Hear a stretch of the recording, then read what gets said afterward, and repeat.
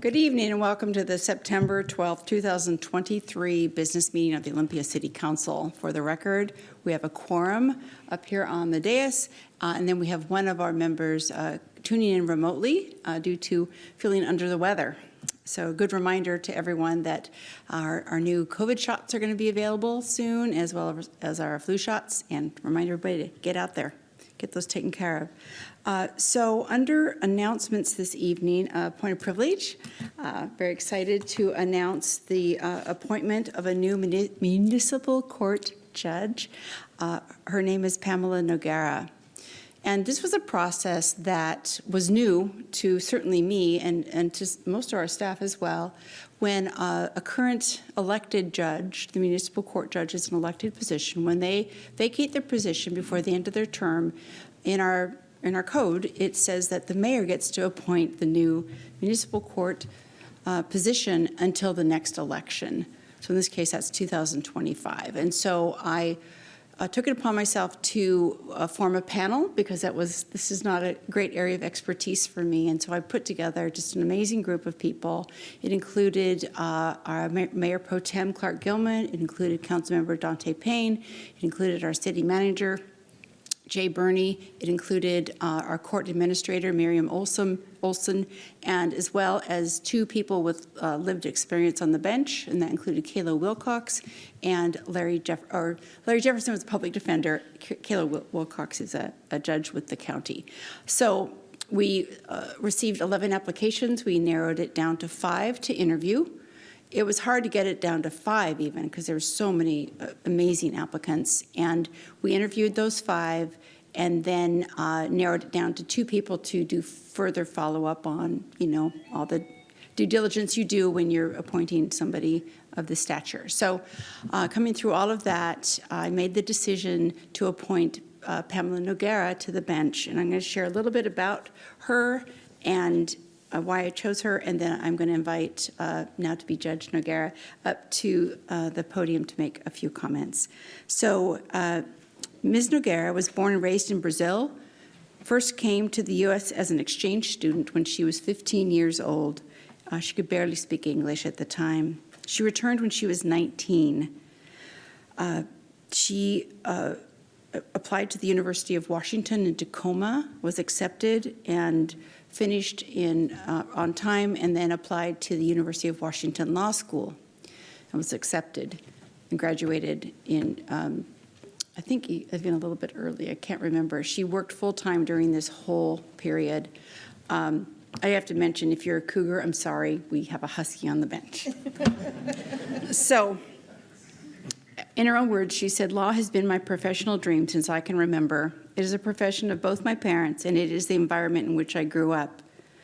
She sees this position as a remarkable opportunity to serve and improve our community, and she studied and participated in multiple therapeutic courts in her career. As I mentioned earlier, she graduated from UW Law School, and then after that, she served several years in the Grace Harbor and Pacific County areas as an attorney and as a pro tem. And then most recently, Ms. Noguera has served as a court commissioner at the Thurston County Superior Court here in Olympia. She's an Olympia resident.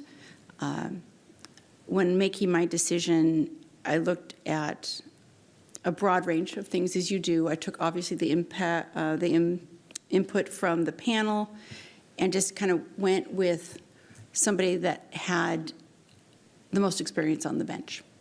And the candidates, like I said, it was very difficult to choose. And as well, when Ms. Noguera was in law school, she did a lot of work around therapeutic courts and extra work that she did in her studies. So at this time, it is my pleasure and my honor to invite forward Pamela Noguera to make a few comments. She'll be sworn in, I think, sometime in October officially. Yes. So very excited. So round of applause.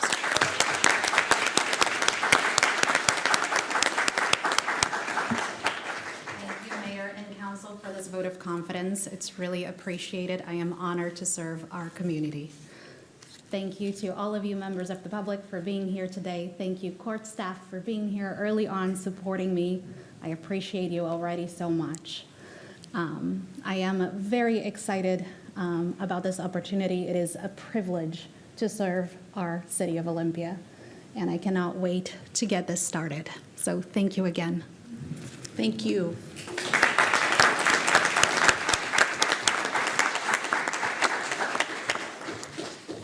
Okay, now it's the time of the evening to approve tonight's agenda. I need a motion. So moved. Second. All right, all in favor say aye. Aye. Opposed? Agenda is approved, and that leads us to special recognition. And this evening, we have three very different, but all very, very important. And I'm going to start off with item 2A, which is recognizing National Voter Registration Day. As you know, we have a general election coming up in November. There's still time to register. Your vote is your voice, and it's never been more important. So I'm going to read this proclamation and then invite forward. I didn't write. I know it's Tilly. So I'll invite forward Tilly, and she could. Sorry, I had Mary Hall down. I didn't transfer over, so my bad. A representative from the Thurston County Auditor's Office will be speaking to you about different ways that you can register. So whereas registering to vote empowers eligible community members to exercise their right to vote on Election Day, and whereas the City of Olympia is committed to strengthening democracy by encouraging voter registration and increasing participation in all elections, and whereas civic-minded people and organizations have collaborated to establish September 19th, 2023 as National Voter Registration Day, and whereas the goal for the 2023 National Registration Day is to create awareness of elections and motivate eligible community members to vote in coming months, and whereas the strength of our democracy depends on the willingness of our community members to participate by choosing the people who will lead us and by voicing their opinions on important matters that will come before the voters on Election Day, and whereas fewer voters participate in local odd-year elections due to lower levels of media coverage and information about local issues and candidates, and whereas the Thurston County Urge Your Neighbors to Vote Challenge aims to encourage voters to reach out to their neighbors with the tools and information they need to feel informed and empowered in their ballots, and now therefore be it resolved that the Olympia City Council hereby recognizes September 19th, 2023 as National Voter Registration Day in Olympia and encourages all eligible city residents to, thank you for this, urges all eligible city residents to register to vote, signed in the city of Olympia, Washington, this 12th day of September 2023, Olympia City Council, Cheryl Selby, Mayor. And now it's my pleasure to invite forward Tilly Napote Polar from the Auditor's Office to receive the proclamation. Thank you. Good evening. Thank you for recognizing the National Voter Registration Day. Let me go back. For the record, Tilly Napote Polar. I'm with the Auditor Elections Office. Voting is the cornerstone of our democracy, but you can't vote if you're not registered to vote. Here in Thurston County, we have over 196,000 registered voters. Our biggest goal in voter registration is reaching our young people. Only about 70% of our 18 to 24-year-olds are registered to vote in Thurston County, compared to over 90% of our other age groups. The good news is voter registration has never been this much easier to do. We now have same-day voter registration, and those that are 16 and 17-year-olds can pre-register and vote in the November election. 2023 marks our 10th National Voter Registration Day here in Thurston County.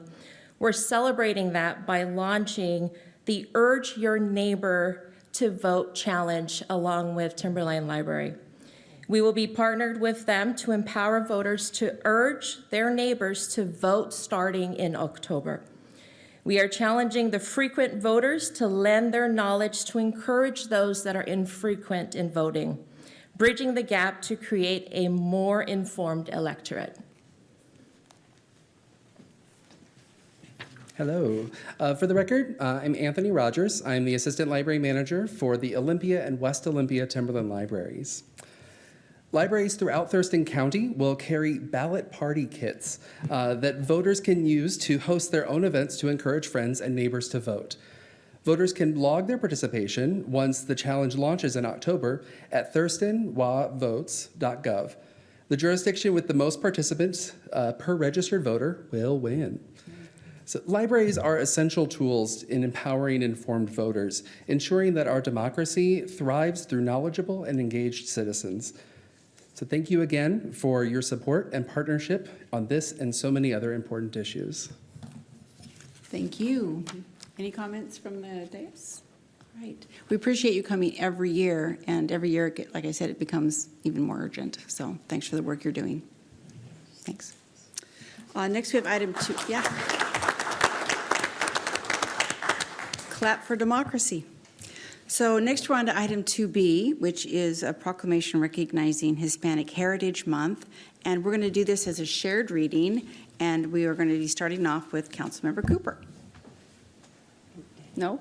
Danny. We're starting off with Councilmember Madrone.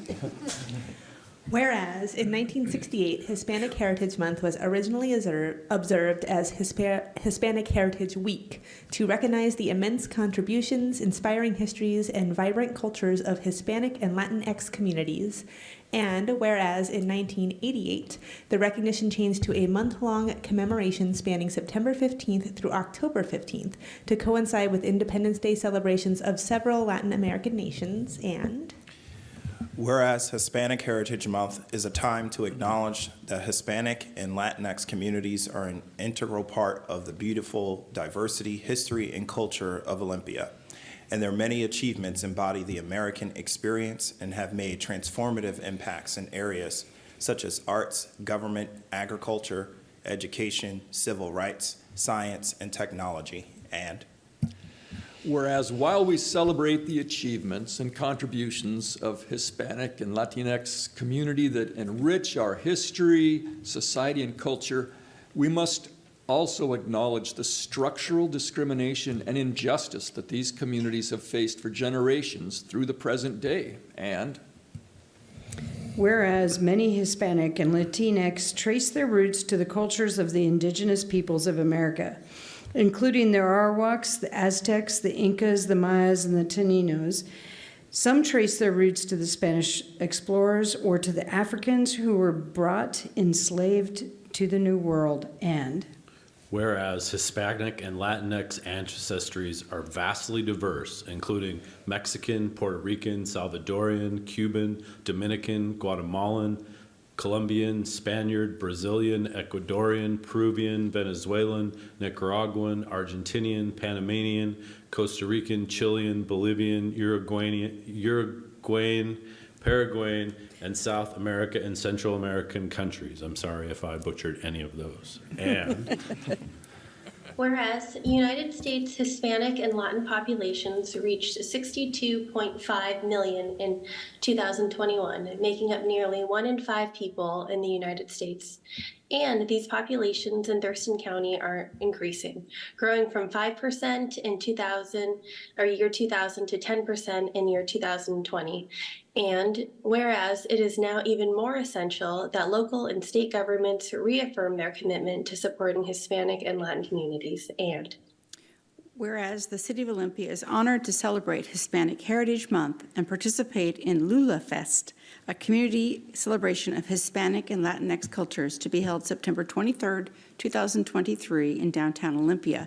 And now therefore be it resolved that the Olympia City Council does hereby proclaim September 15th through October 15th, 2023 as Hispanic Heritage Month in the City of Olympia and reaffirms the city's commitment to supporting and standing with Hispanic and Latinx community members and encourage all Olympians to observe, recognize, and celebrate the culture, heritage, and contributions of these communities to our country, our state, and our city. Signed in the City of Olympia, Washington, this 12th day of September 2023, Olympia City Council, Cheryl Selby, Mayor. And so it's now my honor to invite forward representatives from Lula Fest. I've got Miguel Pineda and Jose Luis Pineda.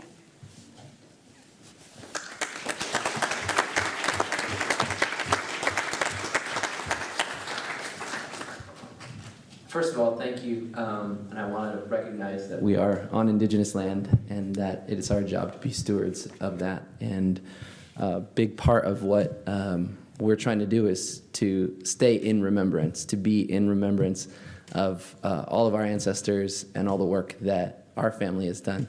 You know, it's really unique is when we were really young, when we were little kids, our parents were here at City Hall advocating for Cinco de Mayo celebration. Mm-hmm. And so for us to be able to pass that same torch, to be able to experience that as brothers and have my very own mother witness and our community witness, I think this is a huge testament to what the city really values. And I'm so happy that you guys have decided to get behind what we determine as, you know, our future. And our future is a celebration. We've come really far. We have a lot to offer, and we want our kids to feel seen and heard and celebrated, and we do that. We have a thriving community, and I just want to say thank you guys. Big brother, I don't know if you want to say anything, but. On behalf of our family, to the council members, thank you so much for recognizing Hispanic Heritage Lunch. And as my brother said, we're glad that we can continue the traditions that my parents and family members have started 30, 40 years ago here in Olympia. So again, we want to recognize the City of Olympia and say thank you. Also, our partners at Olympia Downtown Alliance. So without this and these hardworking women right here, this also would not be possible. So thank you, guys. So Miguel, I'm going to hand this proclamation to you. Sorry, but also, can you tell us a little bit about Lula Fest? What's going on? So Lula Fest is a celebration of Hispanic arts and culture, and we didn't want to call it like Hispanic Festival or whatever dorky names people come up with. Thank you, Mayor. We really wanted it to be a celebration of something very unique in our region, and you know, like.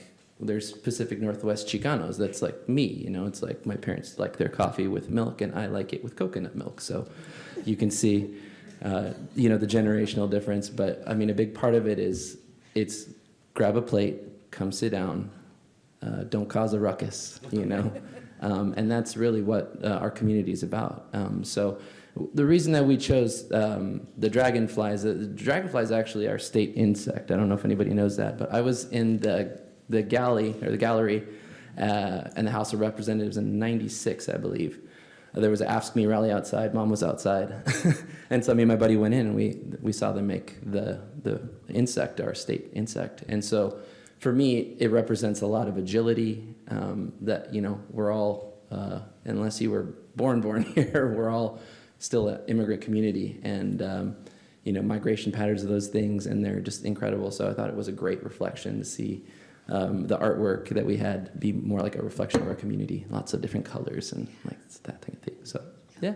It's a beautiful logo. And so just a reminder, it's September 23rd. Where would people find Lulu Fest downtown? It'll be right on Washington Street. So the concert will be happening at the corner of State and Washington. We'll have all of that shut down. And then we'll have the city-owned parking lot shut down for the beer garden. 3 local food vendors, and we also have a lot of community organizations like Salmon Defense and Native Pathways program that will be represented in our vendor little spot. So Great. Well, so hopefully we'll see everybody down there. All right, thank you.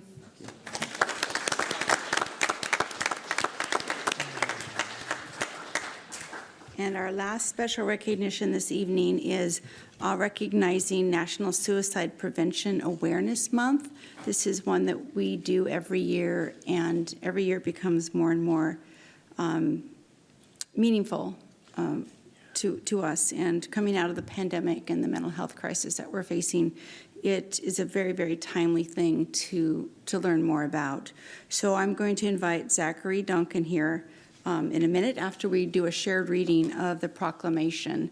And this one starts with Councilmember Cooper. Whereas September is known globally as Suicide Prevention Month, the National Suicide Prevention Plus Action Month proclamation was created to raise the visibility of mental health resources and suicide prevention services available in our community. And whereas the goal is to start the conversation about mental health and the impact of suicide to help remove the stigma and to help connect people to the appropriate support services. And whereas nearly 46,000 people died of suicide across the United States in 2020, approximately 1.2 million Americans attempted suicide in that same period. And whereas 72% of communities in the United States did not have enough mental health providers to serve their residents in 2021, according to federal guidelines. And whereas according to the American Foundation for Suicide Prevention, in 2020, suicide was the 10th leading cause of death in Washington state and the second leading cause of death among individuals between the ages of 20 and 34 in this state. And whereas people who lose family, friends, co-workers, neighbors, and community members are also significantly impacted. This can include depression and anxiety, physical complaints, irritability and rage, avoidance, detachment, guilt and shame, and traumatic stress disorder. And whereas 2021 CDC data shows increases in suicide rates among Native American, Black, Latinx, and Hispanic people, revealing how structural racism and social and health inequities, among other factors, may negatively impact the mental health and suicide risk of historically marginalized communities. And whereas community members in crisis can call, text, or chat the 988 Lifeline from a cell phone, landline, or voice over internet device and be connected to a trained counselor at 988 Lifeline Crisis Center. Lifeline is free, confidential, and available 24/7, 365 days a year. And now therefore, be it resolved, the Olympia City Council does hereby proclaim September 2023 as Suicide Prevention Month in the city of Olympia and encourages all community members to take the time to understand the importance of mental health education and recognize that taking care of ourselves and others includes taking care of mental health. Signed in the city of Olympia, Washington, this 12th day of September 2023, Olympia City Council, Cheryl Selby, Mayor. So now I would invite forward Zachary Duncan from the Crisis Clinic of Thurston and Mason counties to receive the proclamation and make some comments. Thank you very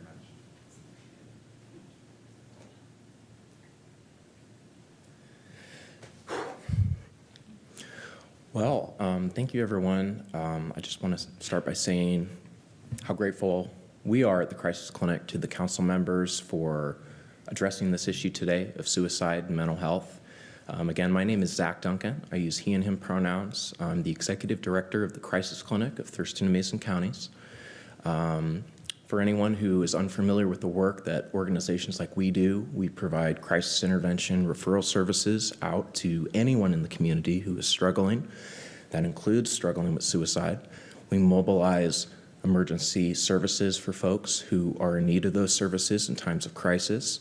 And we are generally available 24 hours a day, free of charge, and anonymously and confidentially for anyone who is in need of somebody to listen. Now, today, we're talking about the issue of suicide. Suicide is something that is progressive, meaning that it progresses forward the longer people don't receive the supports that they need, don't receive the treatment and services that they need, and are not recognized through a channel of accessing some type of ability to receive help, right? Suicide is something where people find themselves alone and isolated from their loved ones and from anyone who they feel understands what they're experiencing. And as we touch on in the proclamation, this is not just an issue that the few are struggling with. This is something that has been an increasing trend for many, many years, since the 90s. And it is something, an issue that impacts all of us, whether that's because we're a family member of somebody who struggled or died of suicide. We could be the parent of somebody who has struggled or died of suicide. We could be the teacher of a child who has struggled and died of suicide, the supervisor at work of an employee who has struggled and died of suicide, or someone adjacent to this issue in so many other ways. And it is imperative that we begin talking about this issue. And it starts with young people, right? We as the Crisis Clinic, we do a lot of education in the communities and our schools around the issue of suicide and mental health. And the questions we always get is, are you sure it's okay to talk about this? Like, are you sure I won't get in trouble, right? Are you sure someone will understand if I make a disclosure? And we need to,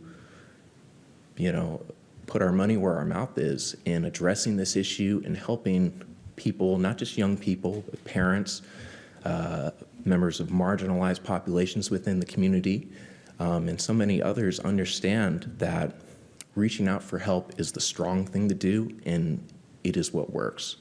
The more people stay isolated, the more this issue will continue to increase in severity and remain unaddressed, with continued tragedies that we will all experience. I know that's really bleak, but this is a bleak issue, and I really appreciate you for hearing that out. Thank you. Yes. So I've got Councilmember Cooper with a comment and Councilmember Parsley.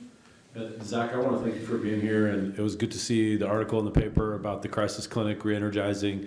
I'm just wondering, because 988 is a newer resource in our community, and I don't think we've talked about it at City Council at all, if you could just kind of describe how that works and how, if it interfaces with the Crisis Clinic versus the old local phone number a lot of us have on our refrigerator. Absolutely. Tell us that story a little bit so we know how to access the right resource. Absolutely. So, what we're really, in terms of our CRIS meetings that we're attending in regards to 988, talking about is having a no wrong door policy, right? So people can receive help reaching out to us, the Crisis Clinic of Thurston Mason counties. They can receive help by dialing 988 and speaking to a 988 crisis hub that we have located throughout the state. We can both secure emergency services for folks when they need help, and we can both intervene in the everyday crises that people experience that we receive the majority of our calls about. We hope in the future that we will be able to see an integration of both the sort of top-down structure of 988 and our community-level resources, such as the Crisis Clinic that we have throughout the state, to make that connection in order to best serve our community, and to also ensure that folks have that resource no matter where they are and what they're experiencing. Thank you. I'm hopeful for that as well. Really appreciate your answer. Thank you. Councilmember Parsley, followed by Mayor Pro Tem Gilman. I'm a medical professional. I can give you 100 different ways we treat physical pain. You break a leg, you go to a doctor. It's not a big deal. But when you're in emotional pain and you're carrying that, we've put such a stigma on that, people won't admit it. It's real pain. It's exactly like breaking your leg. Why do I care? Because my profession 3 years ago became the #1 profession for suicides, veterinary medicine. I just want to let anyone out there who's in the veterinary profession, paraprofessional, or veterinarian know there's a couple programs. Not One More Veterinarian is one, very, very active. The Veterinary Technician Association, the Washington State Veterinary Medical Association, and the Board of Governors are all working very hard to try to reverse this. If you have a license that's a medical license, whether you're a veterinarian or not, or whether you're a nurse or a vet tech, there's the Physician's Health Program that will help you and guide you just like the crisis. Emotional pain is real. There's no stigma. Destigmatize asking for help. Thank you. Mayor Pro Tem Gilman. Zach, I had a similar question. Councilmember Cooper, so I haven't seen the Crisis Clinic magnet on a fridge. So I'm curious, How do people get that number? It seems like Right. it's just, it's a regular phone number, right? You don't have there's not a shorthand for reaching you. No, it's a regular phone number. You are correct. A lot of the ways that we reach people is through doing the legwork, right? Through going to, schools, by going out in the community when we're having various resource fairs, various events. We have an event coming up at the end of the month that we're trying to gather folks to celebrate 50 years of providing service in the community. And we mail out our cards and our resource sheets to mental health professionals, healthcare professionals, nonprofits. We do the work ourselves in terms of getting that information out there to the folks who need it. And we do need some help with that, right? And there's not just us, there's lines all across the state that are doing this work that up to this point have not essentially been integrated with a statewide system such as 988, which is what we'd really like to see in the future in terms of state government action on the issue. Thank you for continuing this work and furthering it. I'm grateful. Absolutely. Thank you. Last, I have Councilmember Payne. Thank you for being here tonight, Zach, to accept the proclamation. This past Saturday, I had the privilege of attending the suicide prevention walk by the American Foundation for Suicide Prevention at Marathon Park.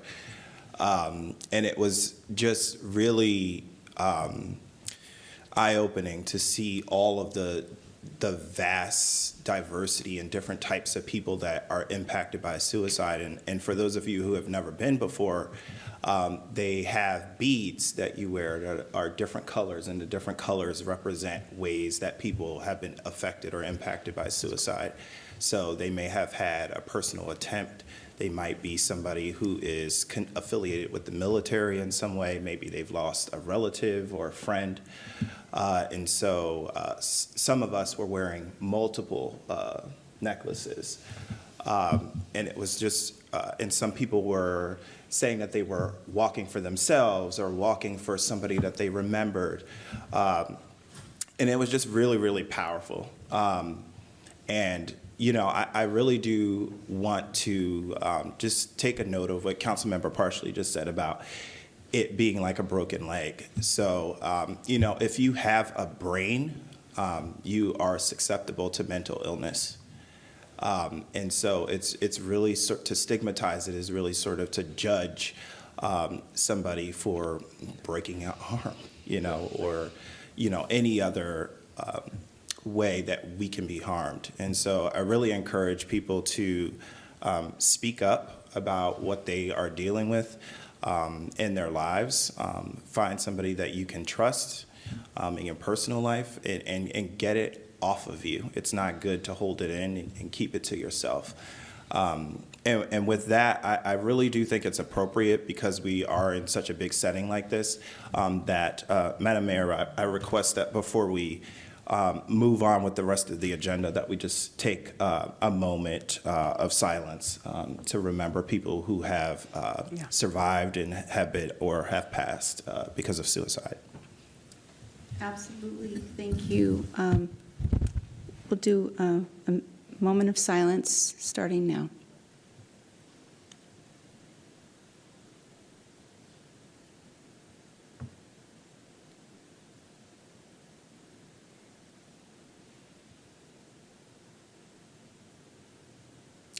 Thank you. And thank you for bringing that up. All right. Thanks for being here this evening. Thank you to the council. Yeah, Appreciate absolutely.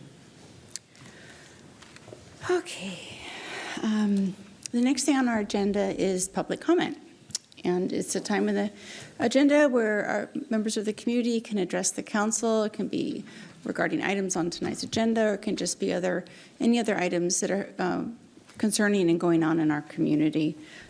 So you have 2 minutes, and I don't believe I have anybody signed up remotely. So everyone's here in chambers. So I'll call you two names at a time, so you can be prepared for when you'll be called up. There's a countdown clock over my right shoulder. We do ask that you don't talk especially this time of year, about any candidate or ballot measures that might be coming up on the November ballot.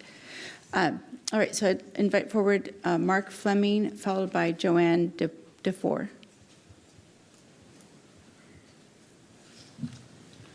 Good evening. My name is Mark Fleming. I'm Olympia resident, and I'm speaking tonight on behalf of the Olympia Coalition to Abolish Nuclear Weapons.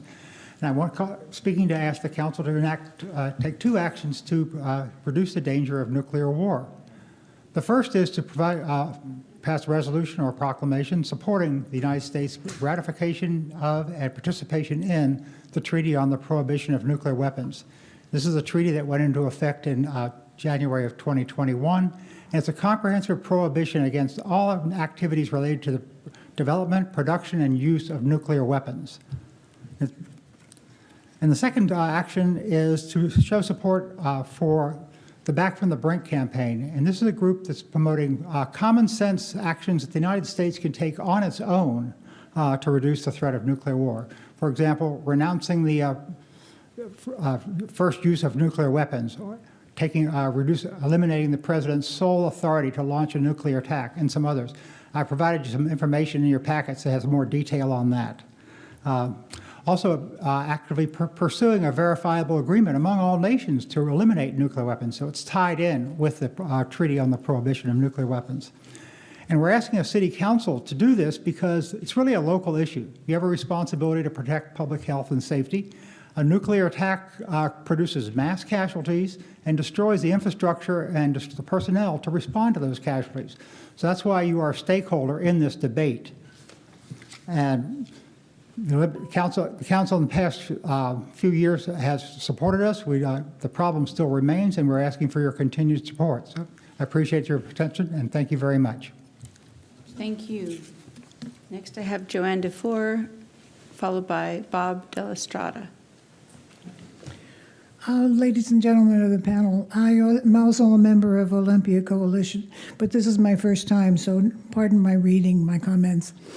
Thank you so much for your support that you have shown on the issue of banning nuclear weapons in the past. We have appreciated it. It is reassuring to know that you are not alone in this task.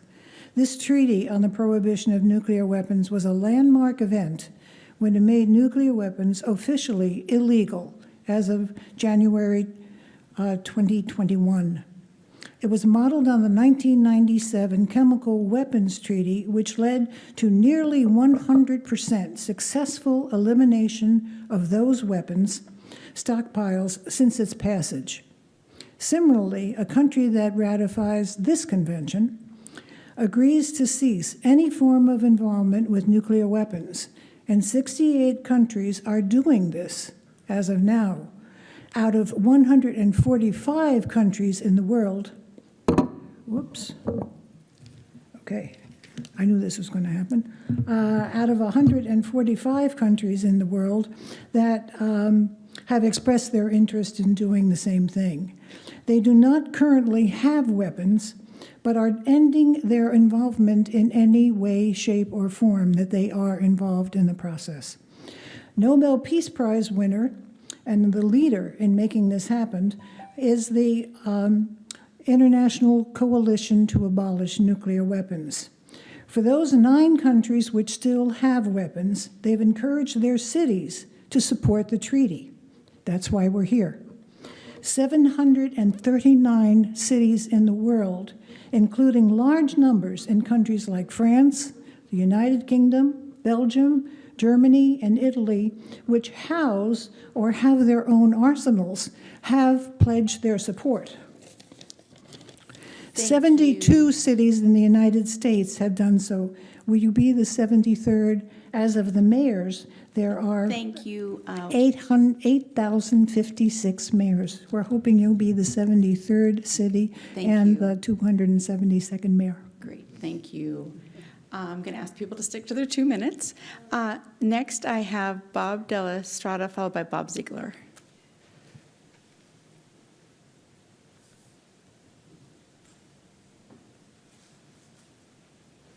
Good evening.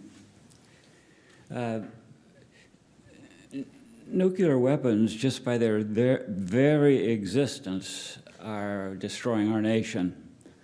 One of the Hebrew prophets, and I don't know which one, but he said, "Woe to the nation that prepares for war and ignores the poor and needy."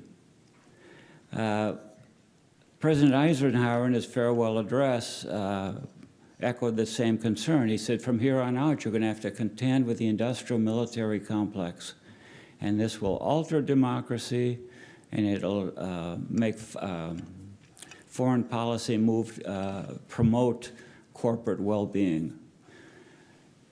Smedley Butler said, he was the most decorated Marine at the time of his death. He said, "War is a racket." He was served for 34 years. He says, "And I was a racketeer for capitalism." Last year, we spent $43 billion on nuclear weapons, and we plan to spend $2 trillion over the next 30 years. All this in a nation that has $7.25 as the minimum federal wage. There's 130 to 140 people who are in low wealth or in poverty.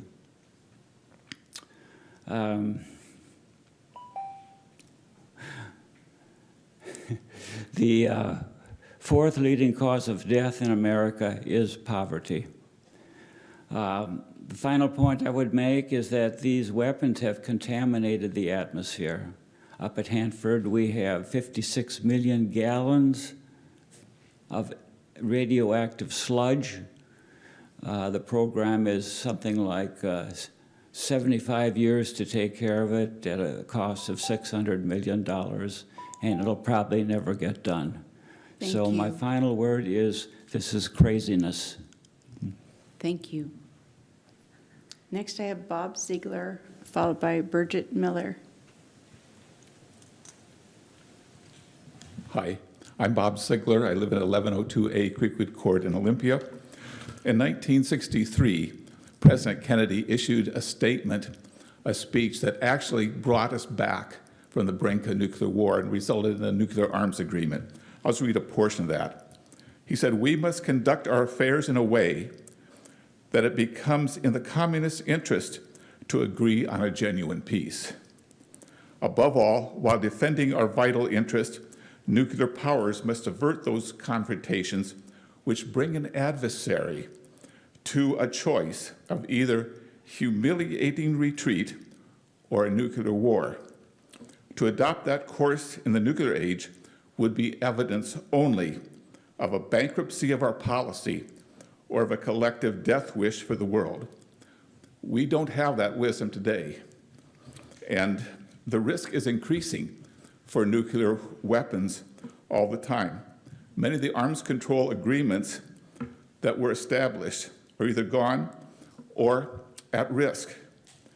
And another problem we've got facing us is artificial intelligence. That removes a human interaction, and that's been the things that's prevented in mistakes, nuclear war in the past. But artificial intelligence, conditions met, you launch. And then the other thing is complacency on the issue. We believe we can win a nuclear war, and we're believing in tactical nuclear weapons, a tactical nuclear war, that's battlefield nuclear weapons. That's why we're here today urging you to support a resolution supporting the Treaty on the Prohibition of Nuclear Weapons and efforts from the Brink campaign. Thank you very much. I'd like to hand out something. Thank you. If you can hand it over to our city manager, he can get it to us later. Thank you. Next, we have Bridget Miller, followed by Jody Disney. Good evening. My name is Birgit Miller. I live on Evergreen Park Lane, which is a narrow private road above Percival Creek, the lower section of the creek as it runs into Percival Cove. And I'm here today to talk about the growing homeless encampments in our neighborhood.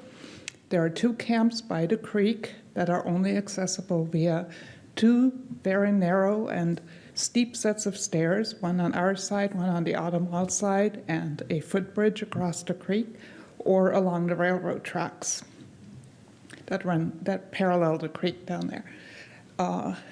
We've had 3 fires that I know of this year. 2 of which required the fire department to come in the dead of night along the railroad tracks with their equipment. One of the fires was actually directly below my house. It took hours for them to do that. It endangered our firefighters. It endangered their equipment. There's also a growing number of vehicles parked along Evergreen Park Drive itself, with people camping in them. They're blocking sidewalks. They are on the side of the road that has a lot of dead vegetation.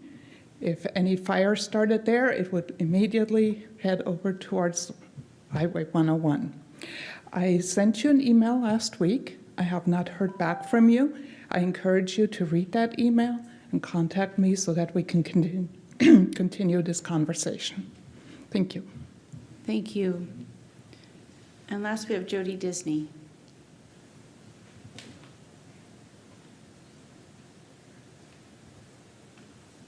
Good evening. Thanks for the space to talk about this. I'm also a resident above Percival Canyon and Creek. I also sent you a letter. It's been a week and a half ago or so. Haven't heard any response from any of you. This issue is really concerning for us. My daughter lives next to me.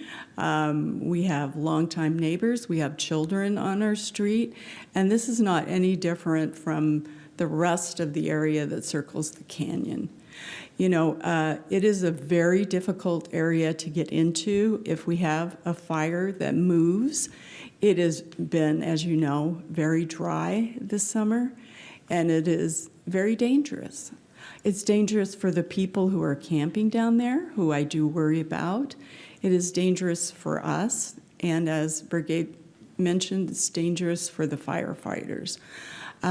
What I would like to do is hear a plan of how we might work together in terms of addressing this. You know, my family's lived in that property for 50 years. So we have seen what has changed there, and we'd like to get it back to where it was to some degree, but we also know everybody needs a place to live.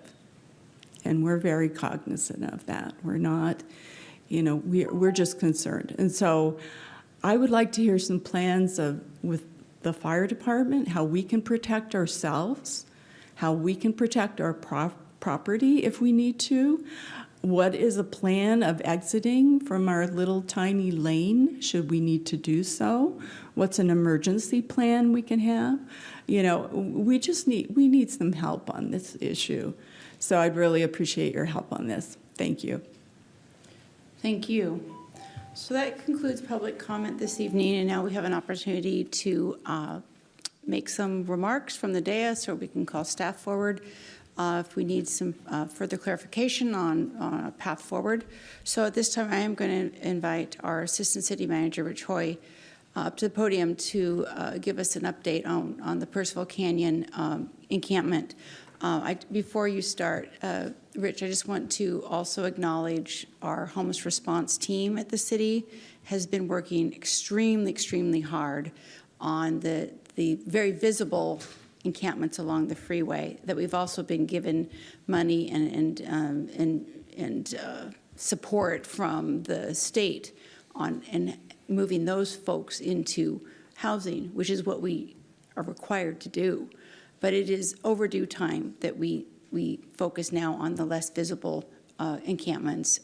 But it's a bandwidth thing. But I'm just, again, really pleased that we're doing what we can, but there's more that we still need to do. So, Rich. Thank you, Mayor Selby, members of council. Good evening. Again, for the record, Rich Hoy, Assistant City Manager.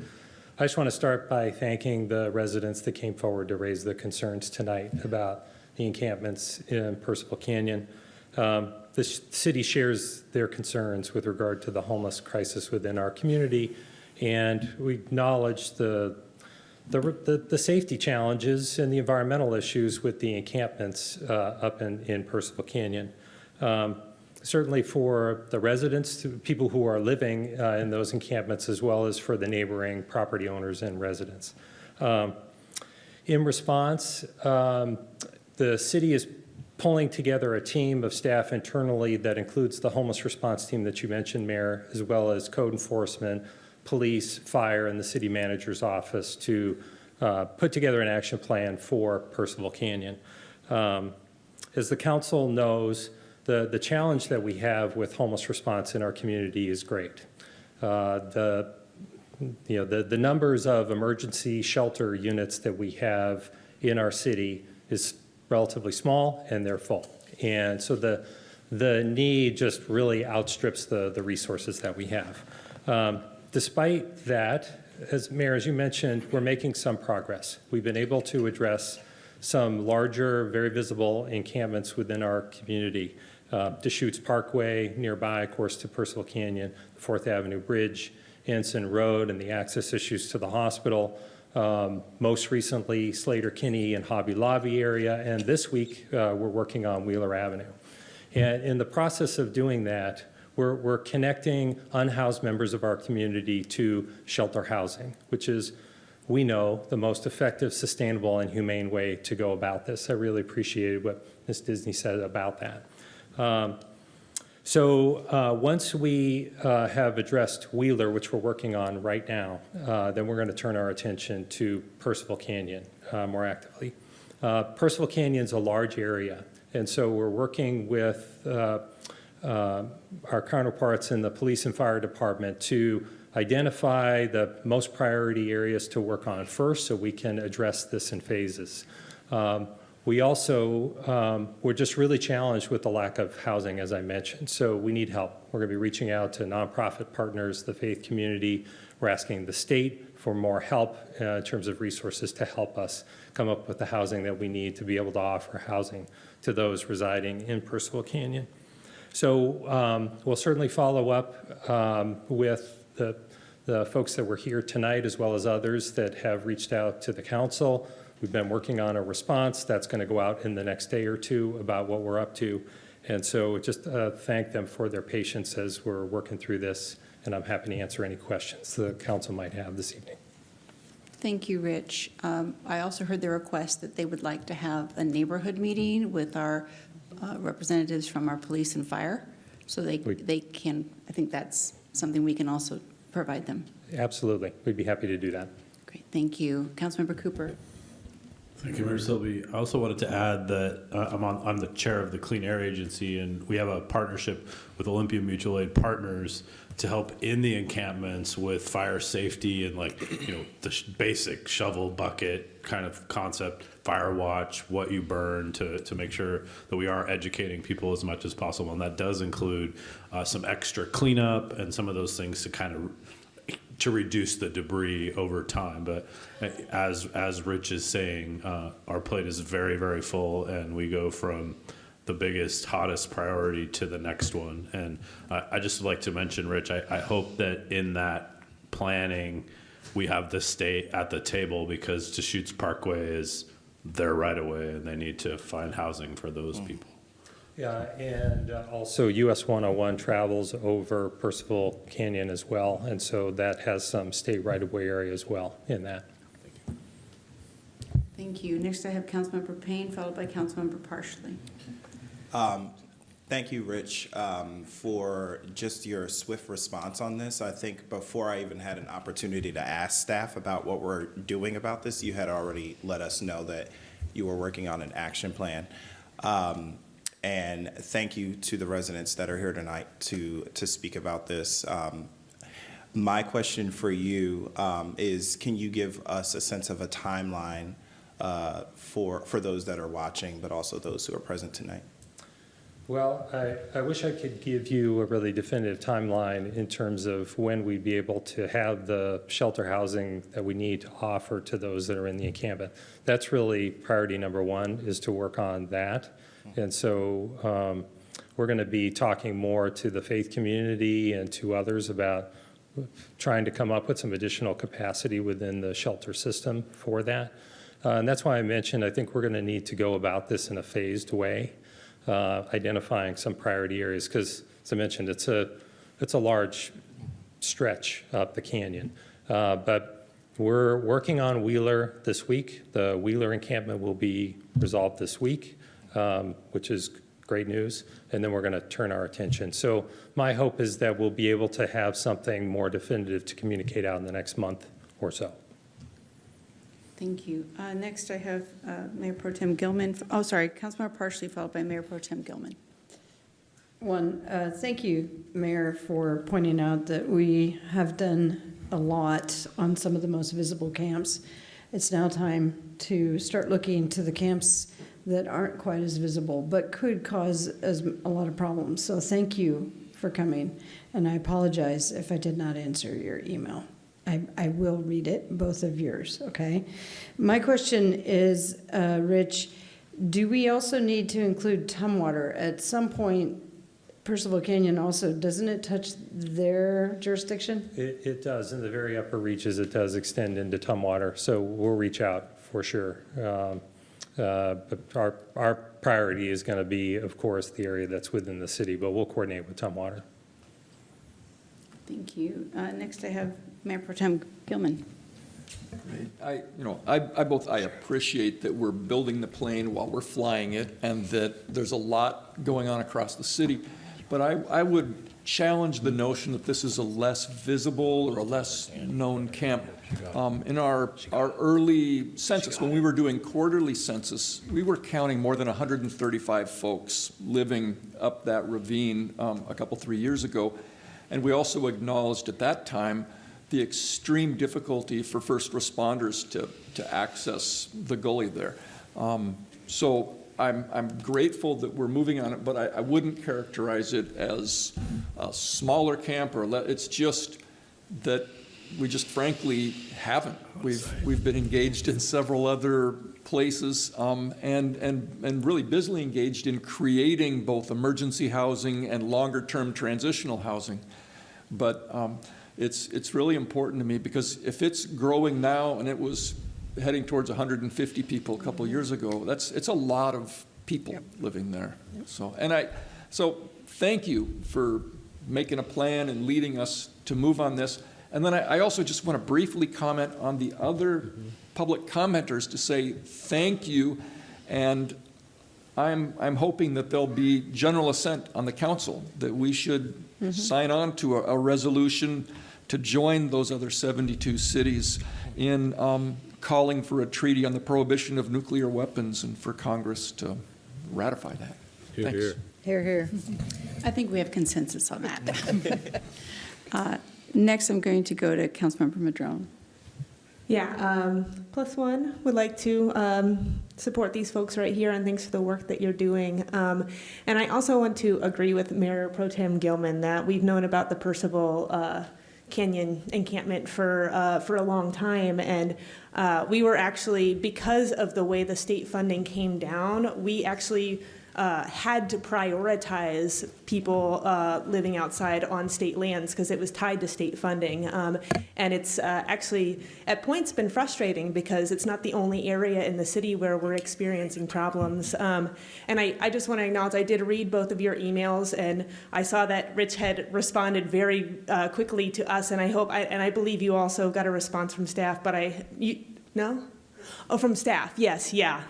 We do end up relying on staff a lot to help with our communications with community members, because this is a second job for a lot of us. But I did read your emails, and putting myself in your shoes, that is a very, very scary thing to have happen near your house. And I'm really grateful that you reached out to us. I'm grateful to our staff for mobilizing around it. And I thank you for coming here tonight to speak with us. We're definitely hearing you. And with all the work around the Rights of Way initiative coming close to completion, we have also been talking about where else in the city, now that we have more discretion over the funds that we are going to be receiving to work on services around the homeless response, where are the other areas we need to be prioritizing? And Percival Canyon has been on that list. Absolutely. Yeah. All right, thank you. Thank you.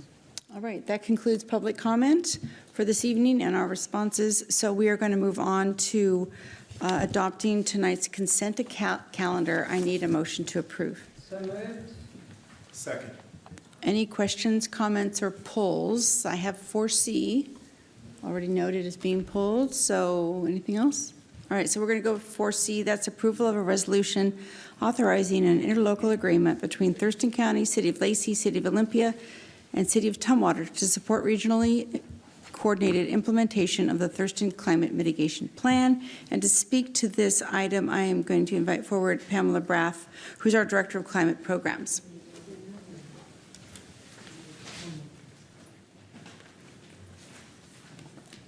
Good evening, Mayor, members of Council. For the record, my name is Pamela Braff, Director of Climate Programs. This evening before you is an interlocal agreement for long-term regional coordination of the partners supporting the Thurston Climate Mitigation Plan. And so, as many of you probably know, the partners started first working together in 2018, adopting shared goals for greenhouse gas reduction and developing a plan for how to go ahead and achieve those goals.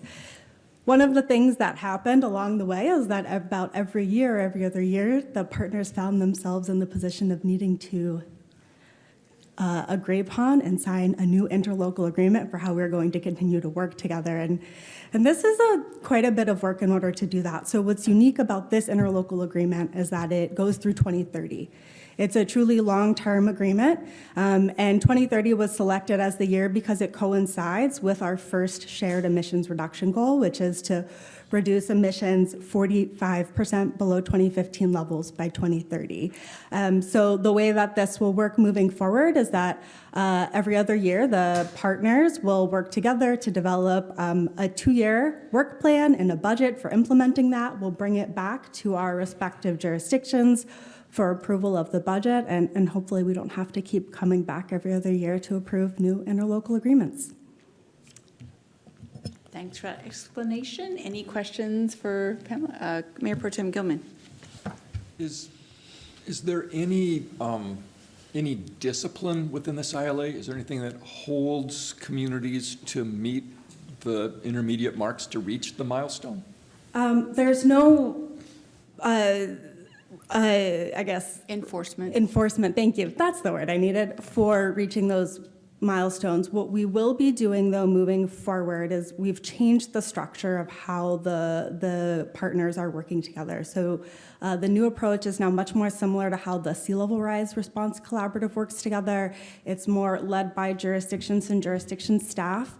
Staff will be meeting monthly, probably more frequently than that, to coordinate on action and bringing the executive committee together, which includes representatives from each of the jurisdictions 4 times a year. The purpose of those meetings will be for the multi-jurisdictional staff team to update them on how things are going, the progress that we're making, and we'll also be convening a community advisory work group, which will be providing feedback on actions taken by the regional body as well as the individual jurisdictions. One other thing that we will be doing is hosting an annual retreat, which is going to bring together staff, the community advisory work group, and the executive committee. And a big discussion during that retreat each year is supposed to be, where are we? How are we doing with respect to our goals? And talking about adjustments that might need to happen in order to hold to those. Thank you for your leadership in getting us to this agreement. And this body is certainly convinced that regional cooperation is the only way that we're going to move forward. So thank you for slogging it through. Thank you. Thank you. All right, we've got a motion and a second for tonight's consent calendar. All in favor say aye. Aye. Opposed, motion passes. And thanks again for everyone's staff work on consent. We have one item on tonight's other business agenda, and this is our annual approval of the Percival Plinth Project People's Choice Award for 2023. So I am going to invite forward Angel Nava, who's our arts program specialist in our Parks, Arts, and Recreation Department. I love the A in that, the arts part. So we're going to, the grand announcement. So here we go. Mayor Selby and members of council, for the record, my name is Angel Nava, Arts Program Specialist with the City of Olympia. And tonight we're pleased to present to you the recommendation for the sculpture of the Percival Plinth Project People's Choice Award. On March 7th, Council approved sculptures recommended by the Arts Commission for the Percival Plinth Project, now in its 13th year. The project selects sculptures to be exhibited on the landing, on Percival Landing each year. Part of the project is the People's Choice Award, where one sculpture is selected for purchase by the city based on public vote. Works were installed summer 2023, followed by a public vote. In summer 2024, after a year-long exhibit, all loan sculptures are returned, and the People's Choice winner is typically displayed at City Hall for a year before being reinstalled at another Olympia location. This leaves the Plinths open for a new exhibition year and a new opportunity for the community to select a People's Choice Award winner. And so, project highlights for this year. So July 1st through the 31st was this year's public voting month. For the 2023 project, there were 212 ballots cast during the month of July, and we brought back a very intimate kickoff event where we celebrated by giving out ice cream at the Harbor House.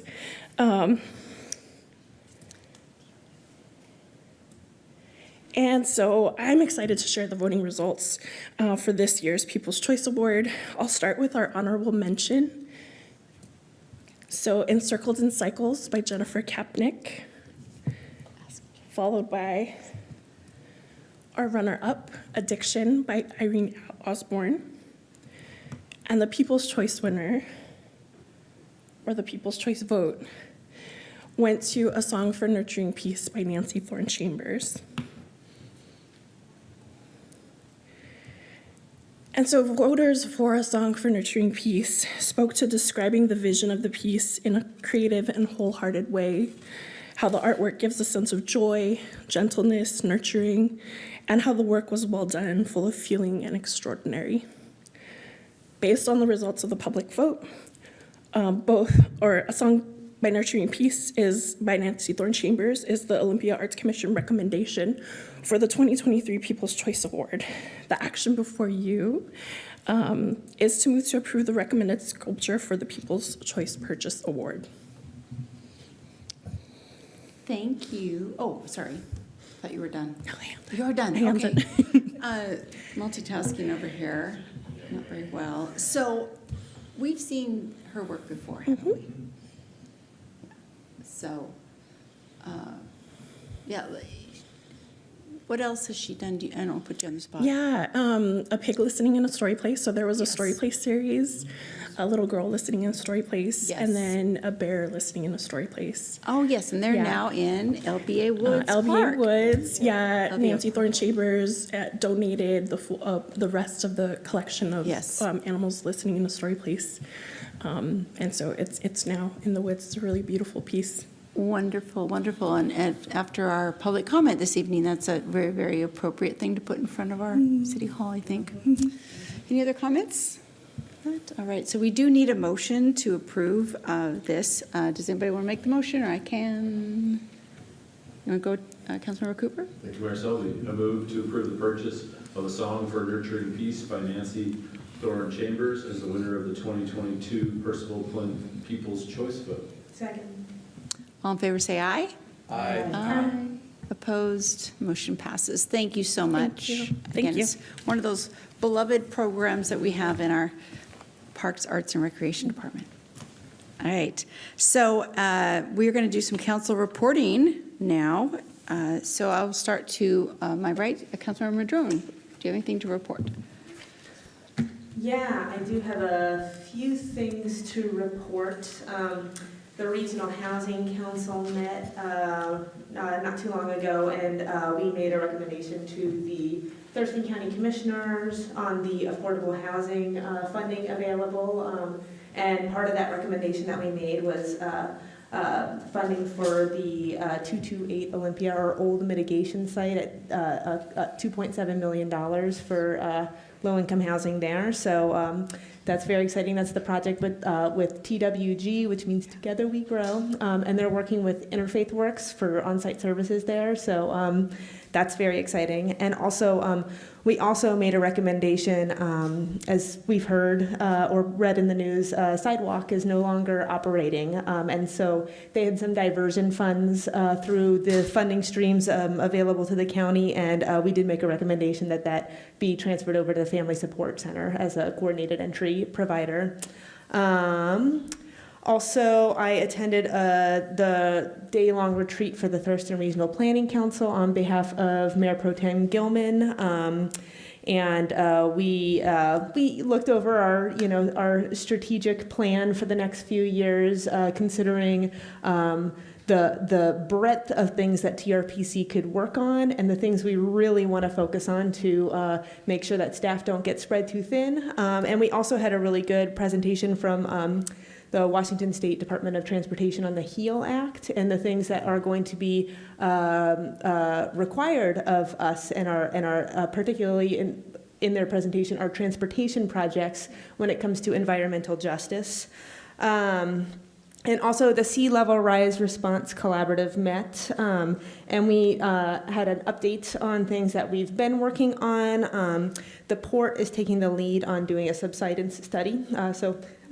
Are we sinking? How much? And how does that impact? How does that impact our sea level rise response? And they've contracted with somebody who's going to be doing that assessment. Apparently, it's the same consultants that did the assessment of how the ground was moving around when Seattle was working on the Alaska Viaduct with Bertha working under there. So that's interesting.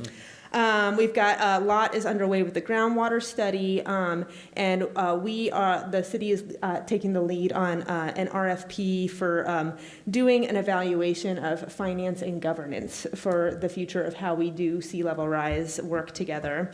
Also, we had a really great presentation from Dr. Braff around a letter of intent that was submitted. Maybe you all read about this in the paper, but NOAA has some funding available, $575 million to address sea level rise in communities. And so we have submitted a letter of intent hoping for a full $75 million award. We'll see what happens, but it's not just Olympia Lot and the port, it's also Department of Enterprise Services and the Squaxin Island Tribe, because it's integrating not just sea level rise needs in the downtown area, but also a future estuary.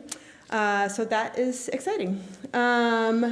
And then we also approved our budget for 2024, which is still requests that need to go to each of the jurisdictions to continue our work. And Olympia's share of that will be $90,000 to continue this work around the subsidence study, groundwater study, and also forming a public financing ad hoc committee to dig into the results of the study that we're doing and how we pay for this stuff in the future. That's what I got. Thank you. That was great. Haven't gotten updates on those areas in a long time. Councilmember Payne.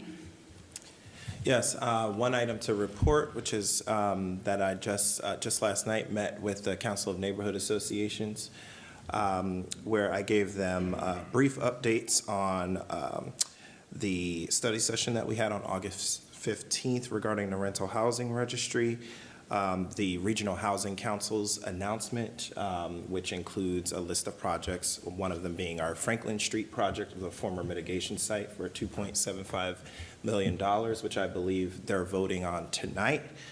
Also provided just a brief update on the clearing of the Sleater-Kinney encampment and informing them that Wheeler will be next. And they also had a discussion on their agenda regarding sidewalks, of course, and how we'll be taking that up in the first quarter of next year. One thing they did have on their agenda last night, which was a relatively new discussion for me to hear, was the idea that they'll form a sort of a subcommittee within the CNA for recommendations to changes to our neighborhood matching grant matching program. So they are thinking about forming that amongst themselves so that they can submit a recommendation to the city. And so we have that to look forward to. And then also just a brief discussion they had on their agenda regarding the upcoming study session that we'll have on the MOU. with the CNA on October 24th, but Tim and I departed the meeting before that discussion to allow them to discuss freely, but very much looking forward to having that conversation with the rest of you.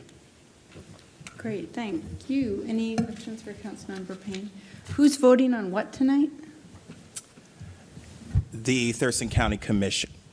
The Thurston County Commission, I believe, is voting on the Regional Housing Council's recommendations. Yes. Lovely, okay, thank you. Mayor Pro Tem Gilman. First, I wanted to thank Councilmember Madrone for representing Olympia at the Regional Planning Council's retreat. I appreciate that a lot. And while she was representing them, I was off to St. Louis to spend last week with Local Progress, as a group of city council and school board people from around the country focused on racial and economic justice. And there were two things that really struck me. One, as Mayor Selby asked earlier, well, did it make you proud of where our city's at? And absolutely, so many of the things that jurisdictions across the country are trying to get done, we're in the middle of, or we've accomplished.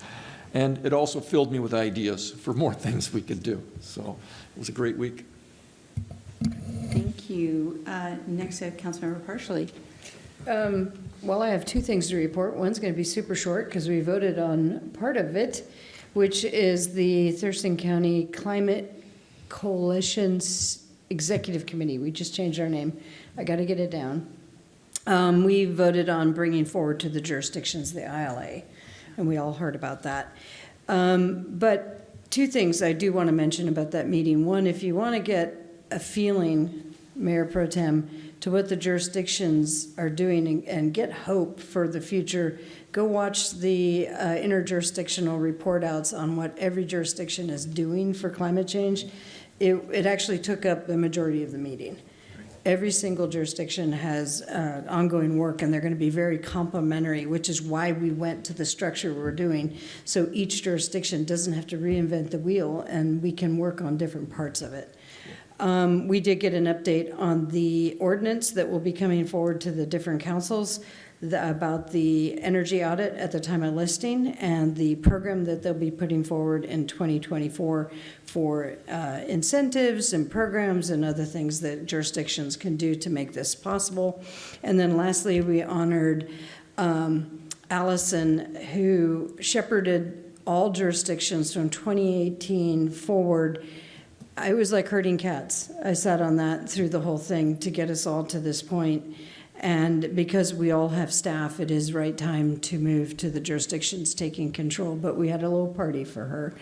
And she has actually been promoted in TRPC. Is it manager of planning? Yeah, so she deserves it. She's fantastic. My next one is a finance special committee meeting on August 30th. We only had two items. We talked about workers' compensation, and the committee, Councilmember Madrone and I forwarded that we were going to bring to the council a discussion about moving to L&I from a third party. And I'm not going to bore you with all the details because you are going to get that, and you will be hearing about that for consideration. The second thing that we did talk was with Todd Cutts from the ODA. He brought forward information on the Downtown Improvement District, showed us a sample petition packet, was able to update us that the PBIA, the parking business, our current assessment program, voted 8-1 with one abstention to go ahead with the Downtown Improvement District. We will be hearing from them in September 26th, but it is not about approving the DID. It will be about approving a resolution that helps the city become part of the petition process, because remember, they have to do 60% of those that are going to be assessed coming in and saying that they are willing to be assessed before they can bring it forward to us later in the fall. And that is it. Thank you. Any questions for Councilmember Parsley? Councilmember Cooper. Thank you, Mayor Selby. I want to thank the council and staff for covering for me while I was on a little bit of a hiatus this summer. Lots of exciting learnings and inspiration including, cultural and arts that span thousands of years versus the very short history of the United States. And so that was quite eye-opening for me in Europe, and also actually being in a chapel designed and built by later to be St. Louis, where you visited a town named after the saint. But lots of urban kind of design and urban function things in my head as I was looking at other cities, like street corner compactors where you walk your bag and drop it in a little bin no bigger than one of our totes, and it compacts under the street, and then the garbage truck comes and picks it up and dumps it in the. It was very, very cool. I'll send pictures to our staff. 8-foot streets, little tiny fire engines that work. I learned that in London, in the core, it costs 45 pounds a day to drive, and all that has done is increase traffic of people with really nice cars and a lot of money, which was really sort of fascinating coming from a place of, if you could make it cost prohibitive, people will reduce their consumption, and it was very much not the case with that story. So lots of stories to tell, but I just really want to thank you all for giving me the time and that to be so privileged and take that trip. So Great, thank you. And our city manager report. Oh, sorry, Ian. Sorry, Councilmember Huen. Okay, I know you think of me all the time. Happy to be able to have the technology to zoom in here. So not so much a report that I have tonight for you all, although the Youth Council work group for hopefully a future Olympia Youth Council continues to meet. Really, really excited to bring that to the Community Livability and Public Safety Committee here soon for feedback and consideration, and then to the full council in October. So maybe you can practice saying yes now. So looking forward to bringing all of that great work to you. It really has been a lot of good work. There wasn't a moment to sort of comment tonight, and perhaps that was because I know there was a little meet and greet prior to tonight's meeting with our new municipal court judge, but I just wanted to acknowledge, give some thanks and acknowledge really the robust process that our mayor, Cheryl Selby, conducted. You didn't have to, as written, you did not have to conduct the process that you did, and in doing so, involving other folks and being really quite strategic about who was involved and trying to get a diverse representation, not just demographically, but also just different backgrounds to the table as well, in fielding the candidates, ensuring that it was really a fair, informed, and robust process. So I thank you for that. And as well, Mayor Pro Tem Clark Gilman, and then also Council Member Dante Payne. So thank you, and I think our city manager as well had a seat at the table. So thank you for conducting that process, and I'm really looking forward to being able to meet Judge Pam one day. So thank you. Thank you for that recognition, and it really was a great panel to work with. So didn't feel like I was all alone making that decision. So our city manager. Thank you, Madam Mayor. Just one item for tonight. Believe it or not, it is that time of the year to start thinking about your annual retreat in January. So on Monday, the 18th, there is a committee of the chairs meeting to start preparations for your annual retreat. So this is just a little primer that in my one-on-ones this week, I'm going to spend some time asking all of you what thoughts and ideas you have for topics or things that you'd like to see yourselves do at your annual retreat, so I can bring those things to the committee of the chairs and they'll be fresh. So expect that question from me. Thank you. Great, thank you. And so that concludes the regular. Oh, sorry, Councilmember Cooper. I just had a quick question. I was curious if are we doing an RFP for facilitators for that? We are not. We're planning to stay with the same facilitator, but we're going to have that discussion on Monday with the Committee of the Chairs. Okay, thank you. All right, so that concludes the regular business portion of our meeting. We are now going to recess and ask, I'm going to ask the council to reconvene in 5 minutes for an executive session pursuant to RCW 42.30.110 and RCW 42.30.110 B and C. So a real estate matter, we will not be making any decisions during this meeting, and it's expected to last more than 60 minutes, and we'll be, like I said, recessing, re-adjourning next door in room 112. Thank you.